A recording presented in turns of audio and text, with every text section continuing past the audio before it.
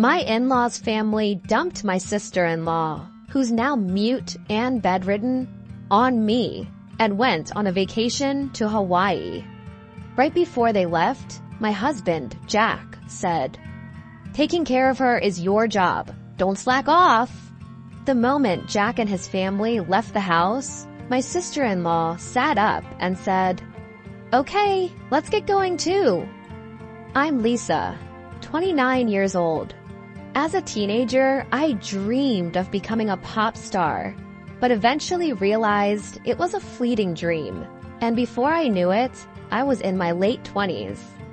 I started dating Jack, whom I had met through a friend, because my mother, with whom I live, kept asking when she was going to see her grandchild. Talking to Jack, I found out that he too had once dreamed of entering the entertainment industry when he was young. Despite our past aspirations, Jack now works at a prestigious trading company with its headquarters in downtown Manhattan. After graduating from college, I worked at a bank until I got married and quit. One day, Jack and I went to his parents' house. Jack has a younger sister named Lucy, who caught a fever when she was a child. Her mother thought it was just a common cold, but when the fever didn't subside, they took her to a doctor and found out it was encephalitis, caused by influenza. It was already too late, and due to the prolonged high fever, Lucy was left with brain damage and turned bedridden.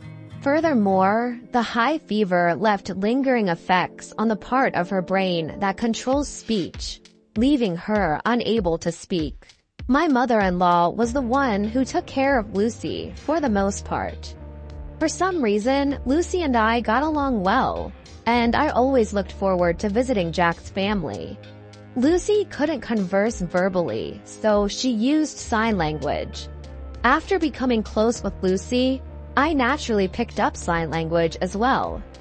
One day, I signed to Lucy. "We're like best friends who've known each other forever, aren't we?" To which she replied, "Yes, we are. Let's stay close friends forever." I responded, "Of course we will."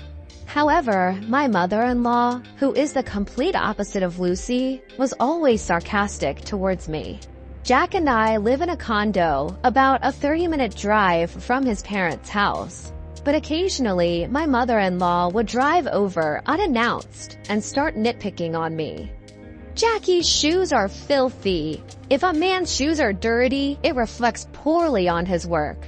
It's your responsibility to keep them clean." My mother-in-law always referred to Jack as Jackie. "Make sure you always fold the laundry neatly. If you don't, Jackie will be in a bad mood." The one who raised Jack this way was none other than her. "No matter how late Jackie gets home, you must never go to bed before him, even if Jackie says it's okay for you to go to bed first." My mother-in-law would say such old-fashioned things.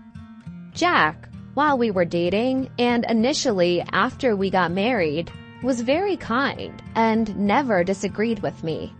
For example, if I said I wasn't feeling well and asked him to have dinner outside, he would readily agree. If I saw a designer bag I liked, he would buy it for me the following month. However, about a year after we got married, Jack started to change. Or perhaps he returned to his original self. He started coming home late from work, always reeking of alcohol. Jack's been increasingly busy on Saturdays and Sundays, always claiming that work kept him away from home. When he would occasionally visit his parents' home, he would decline my requests to join him, which was kind of odd. One day, I decided to confront him about it. "Jack, you've become so distant lately. It feels like you're a completely different person," I said. Jack glared at me for a moment, then replied, "That's not true. You're overthinking things." "I don't think I am," I retorted. "You barely talk to me anymore. I told you you're overthinking it. Stop bringing this up." With that, he walked away to take a shower, ending the conversation. One day, Jack surprised me by saying, "This Sunday, I'm going home. What are you going to do?" I was taken aback, as Jack had previously always refused my company on such visit. "Wait, I can come with you this time?" I asked, to which he replied, "That's why I'm asking." "Well, of course I'll come then. I'd like to see Lucy too," I added. Jack frowned a bit and said, "You and Lucy seem to get along really well, huh?" "Yes, we do. It feels like we've been best friends forever," I responded, noticing Jack's slight grimace at my words. On Sunday, I drove us to Jack's family home in Nebraska. We stopped at a bakery along the way to buy some pastries as a gift. Jack's mother always has a frown when she sees me, but she would light up upon receiving the pastries. When we arrived, his mother came to greet us. As usual, she frowned at my sight, almost as if she was not happy to see me. "Mother-in-law, please have some of these," I said, handing her the pastries. She snatched them from me and peered inside before replying, "Is it these pastries again? They're getting boring. But since you insist, I'll have them." Her face lit up like a child receiving a toy. "Is father around today?" he asked. Jack's father was elderly, but still worked actively. "He's out at a meeting. Why, did you need something?" she asked. "No, not really. I just had something I wanted to talk about with him," he replied. I hadn't heard anything about this from Jack. "What's going on? Did you have something to tell your father?" I asked Jack. "It's none of your business," he responded. "What do you mean? We're a married couple, aren't we? Can you just stop nagging?" Jack retorted, to which his mother added, "Exactly. If Jack doesn't want to tell you something, you shouldn't be prying." I decided not to respond, knowing that arguing with her would be fruitless. Just then, Jack's sister appeared. "Oh, Jack, you're here," she said. "Sis, perfect timing. I have something to discuss." Jack started. "What is it?" she asked. "I can take a long vacation next month. I was thinking about a family trip to Hawaii. How about you, sis?" Jack proposed. "I'll pass. I don't have a passport," she replied. I was taken aback. Jack, who was always busy with work and rarely took time off, was suggesting a trip to Hawaii. "Jack, is everything all right with your job?" "I'm only suggesting this trip because my work's going fine." My mother-in-law seemed displeased with my interference in Jack's business. Frowning deeply, she said to me, "You shouldn't meddle with decisions Jack has made. You're really nosy, aren't you?" "That's right. And Lisa, the reason I asked you here today is because I want you to take care of Lucy during the time we're on vacation."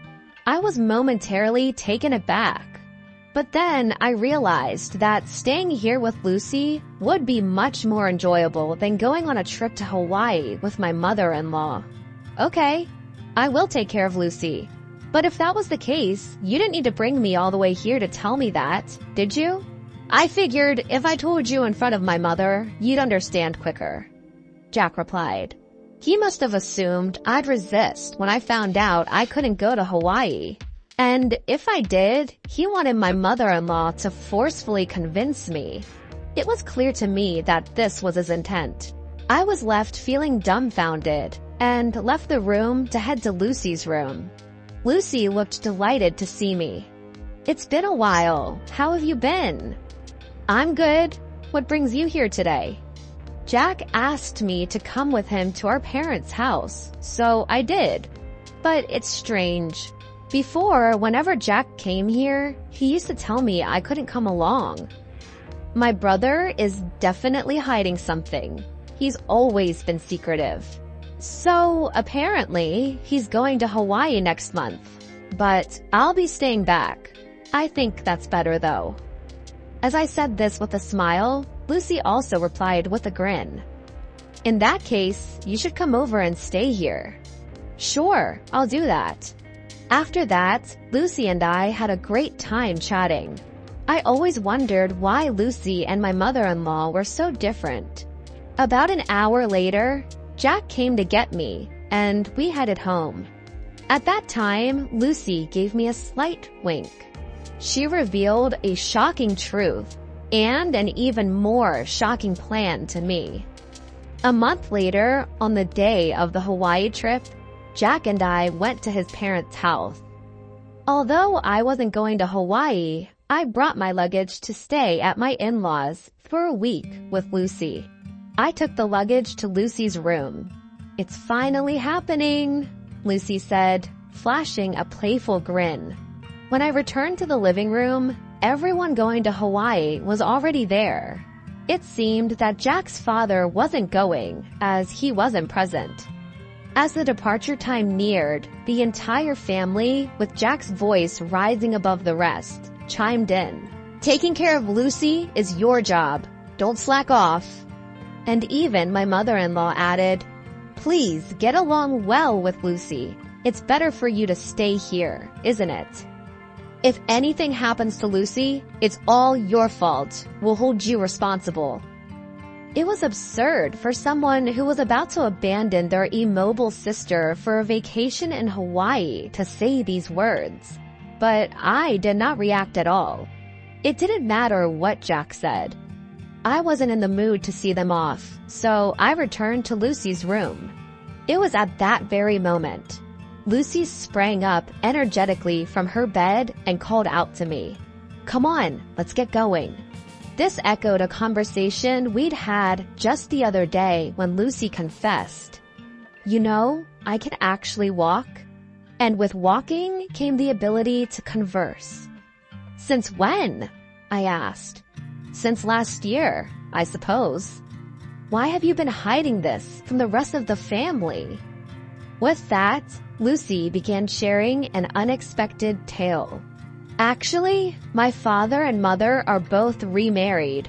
I'm my dad's child from his previous marriage, and my sister and brother are from my mom's side." I was surprised, but considering how distant and cold my mother-in-law usually was towards Lucy, I couldn't help but think, I thought so. Is that so? Yeah, my mom despises me. And I didn't want to talk to her, so I pretended that I couldn't. "And your father?" "Dad knows everything. He's always on my side." "I see. That's why, regarding this trip to Hawaii, I'm thinking we should go too." "Huh? What do you mean?" "I mean, I'm planning to go to Hawaii on the same day with you.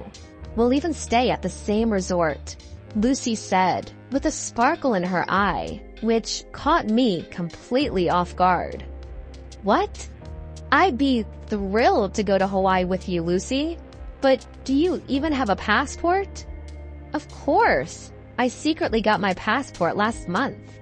And don't worry about the expenses. My dad is covering our plane tickets and the resort, including yours."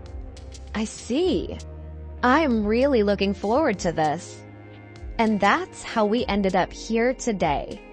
When Lucy and I arrived at the airport via taxi, my father-in-law was there, waiting to see us off. "Lisa, it's been a while. I know it must be surprising, but I hope you enjoy the trip to Hawaii." "Thank you, father-in-law. I feel guilty for all the plane tickets and resort fees you've covered." Don't worry about it. As long as you two have fun, I'm happy." "Thank you for your kindness." After that, we boarded a plane from a different airline than my husband's family. We landed in Hawaii early in the morning. We took a taxi from the airport and checked into the resort hotel. Lucy and I were sharing a room. I mentioned to Lucy, "Your father seems pretty well-traveled." "Yeah, he's been on several international business trips. He's even been to Hawaii a few times." "So, what's the plan?" "I'm guessing my mom and everyone will dine at the restaurant here tonight. I'm thinking of surprising them." That sounds like fun. I'm excited. Should we get some rest to recover from getting jet-lagged? That sounds like a good idea. I couldn't sleep at all on the plane. After taking a shower, we climbed into bed and quickly fell asleep. We woke up around late afternoon, close to 4 o'clock. Lucy was already awake, starting to wear makeup. I'm sorry, I slept too much. No, don't worry about it. I just woke up too. We really had a good sleep, didn't we? Fully recharged and ready for our battle. Around 7 o'clock, I said to Lucy, I'll go and see and check the restaurant. As I was looking for Jack and his party from the shadows near the entrance of the restaurant, I found them, dining joyfully in a far-off spot. I was too far away from them, so I decided to venture deeper into the restaurant. From my position, all I could see was their backs, and it was hard to identify anyone.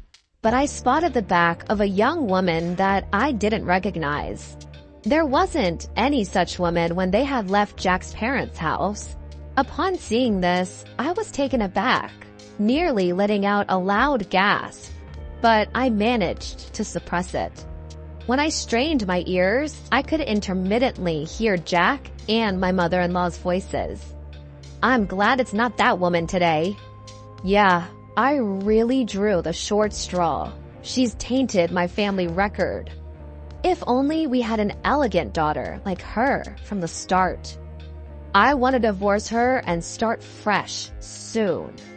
Try to find a reason for the divorce and extract a hefty alimony from that woman.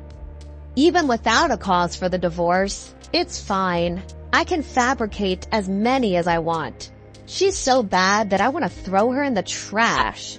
I want to see my grandchild from you and her soon. My mother-in-law was giving the woman a smile that she had never shown me before. I was driven by the urge to step forward and see the woman's face, but I held it in, returned to my room, and told Lucy. That took a while. I'm sorry, I saw something shocking. Jack brought a woman that I've never seen before. What? I was about to scream. Jack and my mother-in-law were continuously bad-mouthing me, and Jack even said he would find a reason for divorce. That's terrible. Jack called me a bad catch, but seeing him with another woman, I felt relieved. Now I can divorce him outright. That's a good thing. Shall we make our entrance then? Lucy and I headed towards the restaurant hall. When we entered to the restaurant, we requested to sit near Jack's table and were able to get a seat quite close to them. They didn't notice our arrival. As we were sitting quite close, we could hear their conversation well, which was still filled with derogatory comments about me. I was amazed and ended up giving a bitter smile at how they could badmouth me indefinitely. Seeing my face, Lucy gave a nod with a smile. That was a cue for us to begin our counterattack. I stood up from my seat, stepped forward towards Jack, and shouted, "Are you all having a good time?" I'll never forget the look on Jack and my mother-in-law's faces at that moment. Their mouths agape and eyes wide open. They froze for a few seconds. After a few seconds, my mother-in-law finally spoke. "Why are you here? And how did Lucy get here without a wheelchair?" At her words, Lucy stood up, gave mother-in-law a smile, and said, "I don't need a wheelchair." Once again, they were stunned. Thanks to you, my body and speech have returned to normal. I must have caused you quite a bit of trouble for a long time. Lucy, when did you regain your ability to speak? I wonder when that was. Maybe last year? Then why did you hide it until now? Because it was better if you guys continued to believe that I couldn't speak. You and Jack were speaking ill of me earlier, weren't you? My mother-in-law's face turned pale in an instant. "What do you mean?" she asked. "Yeah, we weren't saying anything bad about you, Lisa," Jack retorted. "That won't work. I recorded everything on my phone. Do you want me to play it back right now?" I countered. My mother-in-law fell silent, but Jack stood up. "Lisa, you've been causing me trouble all this time, and now you're making these outrageous claims?" he barked. Jack was the one making absurd claims, so I retaliated.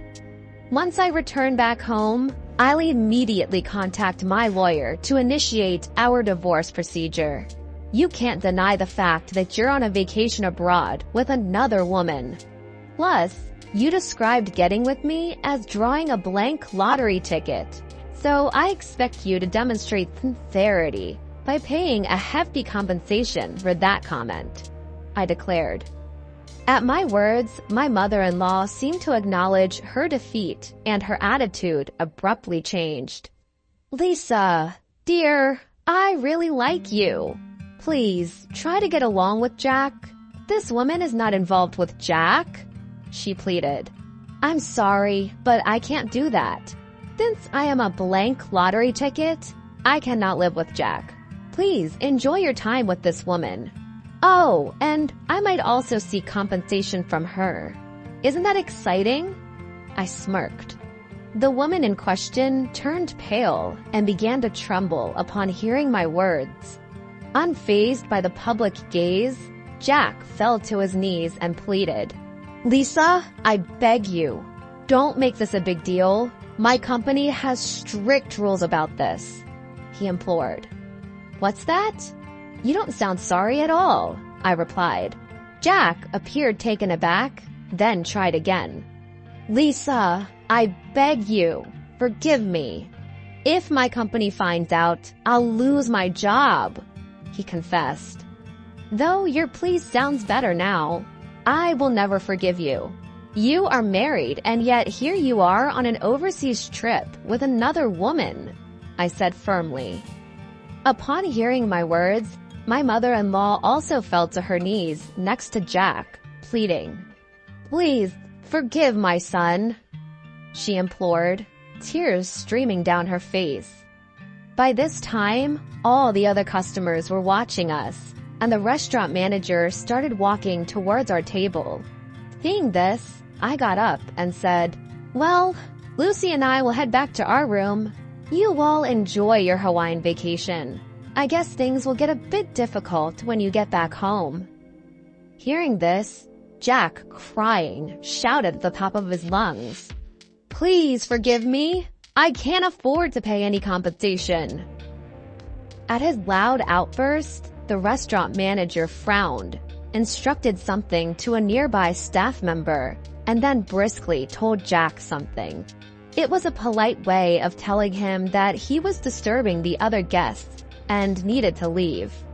However, Jack was taken aback, not understanding the manager's words. Soon, 2 buffed-up security guards arrived and hauled Jack away. Jack was sobbing and struggling, but he was no match for the 2 bulky men.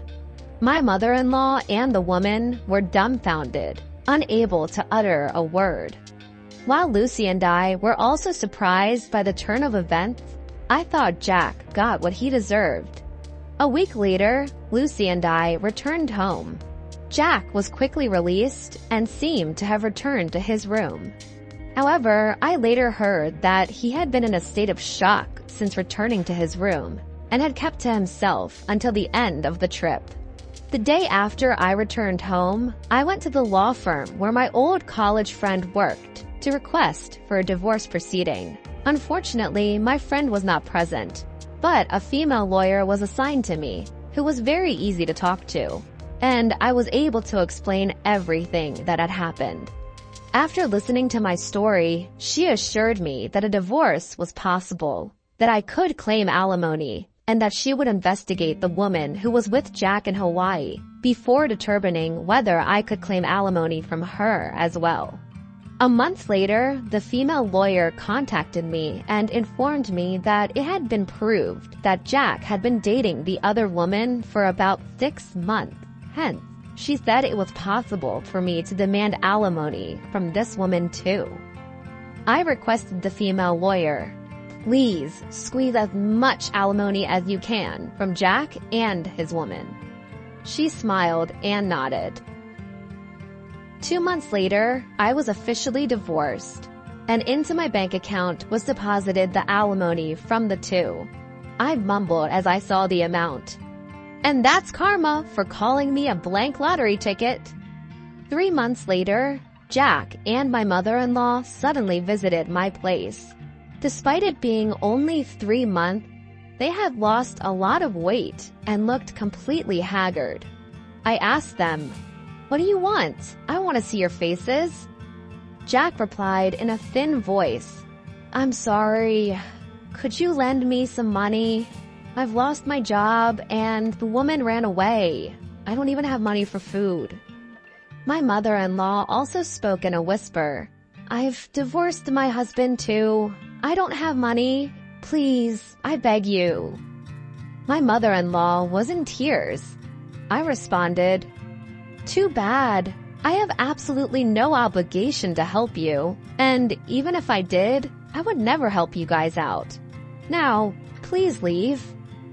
After they left, I sprinkled a large amount of salt at my entrance to get rid of bad energy from my house.